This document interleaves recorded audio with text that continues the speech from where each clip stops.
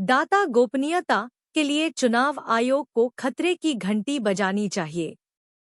चुनावी बांड पर अपनी स्थिति स्पष्ट करते हुए सीईसी ने तत्कालीन वित्त मंत्री अरुण जेटली के उस प्रस्ताव की पूरी तरह से अतार्किकता की याद दिलाई जब मोदी सरकार ने पहली बार चुनावी फंडिंग के लिए नए तंत्र पर विचार किया था। ऐसा लगता है कि मुख्य चुनाव आयुक्त राजीव कुमार ने चुनावी बांड पर सुप्रीम कोर्ट के आदेश के मुख्य संदेश को पूरी तरह से आत्मसात नहीं किया है। लोकसभा चुनाव कार्यक्रम की घोषणा के बाद मीडिया को संबोधित करते हुए सीईसी ने कहा कि चुनाव आयोग हमेशा पारदर्शिता के पक्ष में रहा है।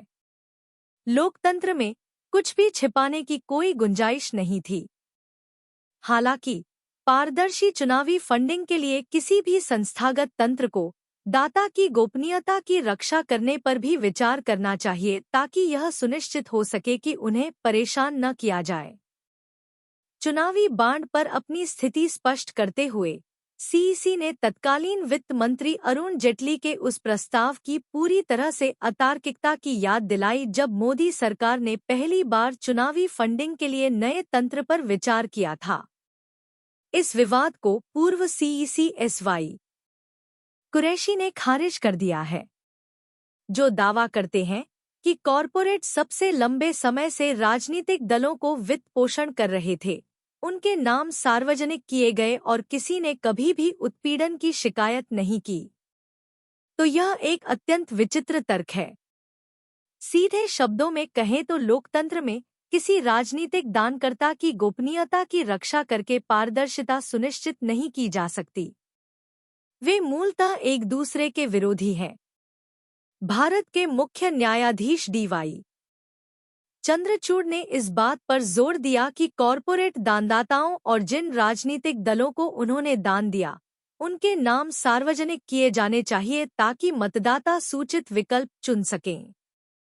सीईसी अदालत के आदेश के इस पहलू से असहमत प्रतीत होता है और यह मानता है कि बड़े कॉरपोरेट दानदाताओं को गोपनीयता प्रदान की जानी चाहिए। अब तक की सरकारी लाइन भी यही है। गृह मंत्री अमित शाह ने अब तक स्वीकार किया है कि योजना में कमजोरियां हो सकती हैं और इसे और अधिक विश्वसनीय बनाने के लिए सुधार का सुझाव दिया है। सरकार सुप्रीम कोर्ट के फैसले से खुले तौर पर असहमत न होते हुए भी निजता की सुरक्षा की आवश्यकता पर परोक्ष रूप से कायम रहती है। हालांकि सरकार की स्थिति को स्पष्ट करने के लिए सीईसी की प्रेरणा क्या है, यह बहुत स्पष्ट नहीं है। खास तौर पर तब जब इस बात के बढ़ते सबूत हैं कि अगर डाटा की गोपनीयता की रक्षा की जाती है तो राजनीति और शासन में पारदर्शिता बरकरार नहीं रखी जा सकती है।